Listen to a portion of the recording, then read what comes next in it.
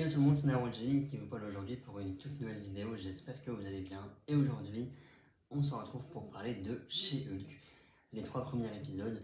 Alors je m'excuse si le son n'est pas comme d'habitude, effectivement j'avoue que je filme la vidéo un peu à l'arrache. J'ai oublié, oui, mon micro pour retourner à mon appartement. C'est-à-dire que là je vais devoir filmer 2-3 vidéos pour le week-end sans micro. Bon, on va faire avec, hein. Mais bon, pour m'excuser, vous avez le décor de Figurine Pop juste ici. Les cas, on se retrouve, oui, pour parler des 3 premiers épisodes de She-Hulk, nouvelle série Disney Plus du MCU, et honnêtement, j'avoue, c'est pas la meilleure. Il y a des choses intéressantes, il y a des choses un peu bizarres, mais ça reste pour moi, oui, une bonne série du MCU, comme on a pu connaître récemment, avec notamment Miss Marvel, ou encore cette année Moon Knight, pour parler de She-Hulk. D'ailleurs, n'hésitez pas à me dire si vous voulez ce décor tout le temps. En vrai, pourquoi pas, ça fait un petit décor assez sympathique. Il y a des figurines pop de pop culture, même si Doctor Strange a un petit torticolis. Mais passons. Voilà, bon, c'est pas grave. Et chez Hulk va ainsi raconter les aventures de l'avocate Jennifer Walters, qui est en effet la cousine de Bruce Banner. Elle va hériter de ses pouvoirs et elle va devenir Miss Hulk à la suite d'une transfusion sanguine reçue après une blessure. Résumé un peu classique de la série, on peut quand même rajouter que chez Hulk, donc Jennifer Walters, qui est donc avocate, va devoir faire sortir de prison un certain Abomination, oui, un ennemi de Hulk, donc son cousin, et une certaine personne qu'on a vue dans Shang-Chi, oui. D'abord, le format des épisodes, oui, il y a eu 3 épisodes pour le moment, mais c'est vrai que le format est finalement assez court. Voilà, le premier épisode était un petit peu plus long, mais on est vraiment dans un format finalement comédie judiciaire. C'est vrai qu'on a moins d'une demi-heure l'épisode, surtout avec les génériques de fin, la scène post-générique, approximativement entre 19 et 23 minutes, approximativement d'épisode. Donc ça fait court, avoir un épisode par semaine pour avoir 19 minutes de contenu et au final ne pas avoir tant de ça de contenu parce qu'il y a des vannes. Quand tu compares, l'intrigue n'avance pas et n'évolue pas énormément là pour le moment en 3 épisodes parce que voilà, ils sont un peu plus là centrés sur les vannes dans cette série. Histoire du MCU. Oui. Le mur, lui, est plutôt bien géré, même surtout au 3e épisode, je trouve qu'il est encore mieux géré. Bon, c'est pas un spoiler de ce que je vais vous raconter, mais dans le 3e épisode, on a Jennifer Walters qui est dans sa voiture et qui dit Ah, je suis sûr que vous voulez voir un certain personnage, en disant le prénom, mais on va pas spoiler non plus. Je suis sûr que vous voulez voir un certain personnage, mais bon, il n'y aura pas non plus un caméo par épisode. Enfin, il y a eu Bruce au premier, il y a eu l'Abomination au 2e, il y a eu un au 3e épisode. Bon, finalement, peut-être qu'il y aura un caméo par épisode, mais n'oubliez pas, vous spectateurs, que je suis la star de la série. En gros, voilà, elle brise le 4e mur, elle veut parler à nous, spectateurs, et honnêtement, ça marche. Des fois, t'as des scènes où elle regarde la caméra et en fait, elle nous parle à nous, sans pour autant du coup que les autres personnages dans la scène, dans la pièce, entendent ce qu'elle nous dit. Donc voilà, il y a un peu une proximité, un rapprochement entre le personnage principal et nous, spectateurs, ce qui fait qu'on peut s'attacher oui au personnage. Personnellement, pour moi, c'est un bon personnage que j'ai connu. Donc Tatiana Misalny, désolé, j'ai écorché un petit peu le nom, je pense, mais vu dans Orphan Black, c'est vrai qu'elle a eu un talent de dingue dans Orphan Black, bref. C'est pas le sujet. Chaque personnage dans Orphan Black avait son trait, du coup, l'actrice qui faisait les 5 personnages en même temps, elle devait vraiment gérer le caractère de l'un, le caractère de l'autre, et c'était honnêtement super intéressant à suivre comme série. Je vous la conseille, elle est disponible, je crois, sur Netflix, si je ne me trompe pas. Est-ce qu'elle est encore disponible? Telle est la question. Bref, revenons à chez Hulk. Voilà, c'est vrai que pour le moment, j'avoue que les épisodes sont courts, mais en même temps, voilà, c'est fun, c'est assez divertissant. Le 3e épisode, je l'ai trouvé plutôt intéressant, et d'ailleurs assez drôle, mais assez lourd dans la scène post-générique. Mon dieu. Pour le coup, on peut dire ce qu'on veut sur She-Hulk, mais c'est la seule série où il y a autant de références au MCU. Chaque épisode, je suis vraiment bombardé de références. Captain America, Iron Man. On a également des références à No Way Home, des références à Shang-Chi, des références aux Éternels. On a une référence à une Wolverine. Donc on peut utiliser les X-Men. On a des références à Thor avec Asgard dans le 3e épisode. On a des références, vraiment c'est un peu un Où est Charlie, mais c'est un peu plus le où sont les références. Mais là, ils sont là.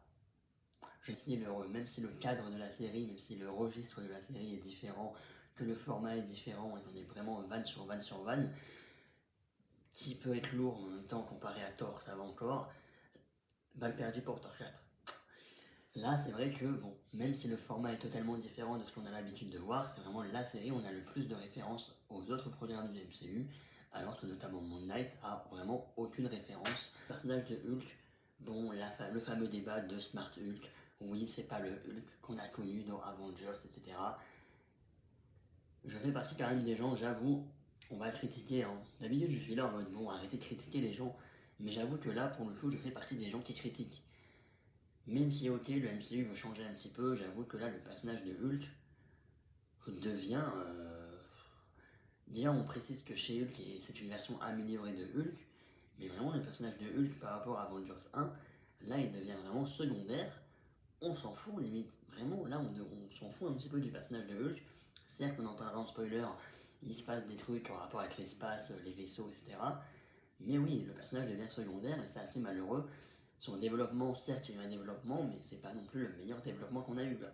Smart Hulk, sachant que dans la scène post-générique de Shang-Chi, on le revoit en humain avec son bras cassé, bon, c'est un peu encore perdu niveau chronologie. Hein. Cette série, il y a un comics qui s'appelle World War Hulk, bref, où normalement Hulk redevient le vrai Hulk, où Hulk est un peu le méchant du comics.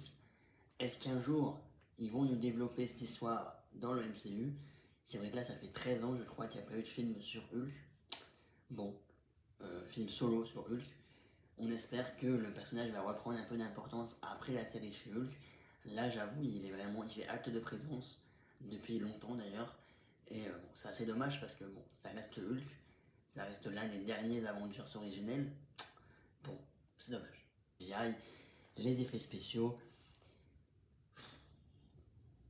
Je suis désolé, mais voilà, Marvel a le budget, ils auraient pu honnêtement mieux faire. J'avais critiqué lors de ma première réaction trailer, je vous la mets ici. La deuxième réaction trailer était un peu plus nuancée, je vous la mets également ici dans le i en haut à droite et tout en fiche, bref, les deux réactions aux deux trailers. Mais j'avoue qu'au final, résultat des courses, c'est pas si beau.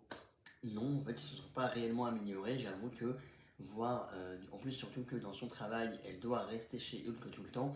Donc, voir une chez Hulk à son bureau avec des humains à côté, ça fait vraiment Fiona de Shrek et ça fait vraiment des effets spéciaux de Wish.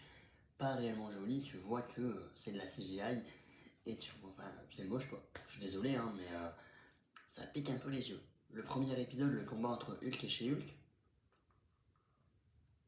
vraiment, le personnage de Hulk était beau, enfin beau.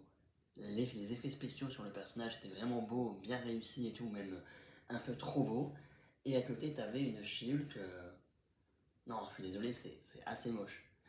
Après, ça ne me retire pas non plus complètement de la série en voyant une She-Hulk comme ça, hein, mais non, pas trop, réellement, bof. En tout cas, voilà, mon avis en général, c'est assez divertissant, fun. Le format est certes court, mais c'est approprié à la série de comédie judiciaire. Malheureusement, les effets spéciaux ne sont pas réellement là et c'est assez moche. Point positif quand même, les références aux autres formats, aux autres épisodes, aux autres films, aux autres séries du MCU. Et ça, oui, c'est plaisant à voir quand tu vois une continuité entre les différents programmes. Bref, n'hésitez pas à me dire votre avis en commentaire sur cette série si vous l'avez commencé. Et nous, on va spoiler. C'est parti. En soi, il n'y a pas réellement de choses à spoiler. Pour être honnête, j'avoue que moi, il y avait un point que je voulais juste revenir avec vous, c'est le personnage de Wong, qui, oui, est de retour encore. Voilà, il était là dans No Way Home, un petit peu, dans Doctor Strange and the Multiverse of Madness, dans She-Hulk, dans Shang-Chi, dans Avengers Endgame, dans Avengers Infinity War, Doctor Strange premier du nom. C'est vraiment le Stanley du MCU, ce Wong. Bref, il est de retour parce que voilà, c'est apparemment, selon les dires, on a l'explication de la scène de Shang-Chi. C'est lui qui a forcé l'Abomination à sortir de prison parce qu'il voulait un combat. Ils ont un peu ridiculisé Wong. Le personnage de Wong est censé être maintenant le sorcier suprême. Ils l'ont un peu trop ridiculisé d'ailleurs. Franchement, cette scène où il parle et tout, où il essaie de défendre l'Abomination en mode je suis désolé, c'est moi qui l'ai forcé et tout, après il est revenu tranquillement dans sa prison. Donc là franchement ils l'ont un peu trop caricaturé, un peu trop cliché, un peu trop ridicule. Bon certes ça rentre dans la série, vous allez me dire oui tous les personnages sont ridicules dans cette série, même Jennifer Walters est ridicule, mais Wong, enfin je suis désolé, bon après bon en soi on l'a jamais vraiment pris au sérieux ce personnage, mais quand même c'est censé être le sorcier suprême maintenant, il est censé être au-dessus de Doctor Strange, il faut un minimum de voilà quoi, un minimum de respect, un minimum de charisme dans le personnage. La série, malheureusement, chez Hulk a un peu ridiculisé Wong. Et au vu de, bon, vous avez vu les trailers, c'est la partie spoiler, bon, Daredevil arrive également dans la série. Daredevil arrive en tant que personnage dans le MCU, ça c'est très cool, on l'a vu dans No Way Home, certes, mais au vu de chez Hulk, au vu du registre de la série, certes, ils sont tous les deux avocats et donc c'est un peu normal, c'est un peu là où oui, il fallait voir Daredevil, mais j'ai un peu peur de le voir encore une fois, le personnage ridiculisé à cause de la série. En fait, juste bon, quand tu vois les vannes, quand tu vois tout ça, tu te dis comment ils vont faire pour regarder un Daredevil, même si c'est Disney friendly, un Daredevil un peu charismatique, un peu sérieux. Bon, certes, on va être content quand on aura le costume arrivé en mode oh, c'est Daredevil, trop bien. Épisode 4 ou 5 peut-être. Bon, il y en a 9. Honnêtement, là, au vu des trailers, il y a beaucoup de trucs qui ont été montrés. Je ne sais pas où va la série, mais elle y va. On y va. Très vite, j'ai un petit peu peur de savoir où est-ce qu'ils vont aller dans tout ça. On verra bien, mais ça fait un peu peur. Heureusement, après, on le revoit dans Echo, potentiellement. Normalement, bah oui, ça avait été confirmé, je crois. Bref, je sais plus. Entre rumeurs et confirmation, mais ouais, on le revoit dans Echo. Là, oui, la série peut être intéressante. Là, oui, on peut retrouver un Daredevil un petit peu plus sombre, on espère. Bon, pas réellement sombre comme Netflix, hein, ça reste Disney+. Bon.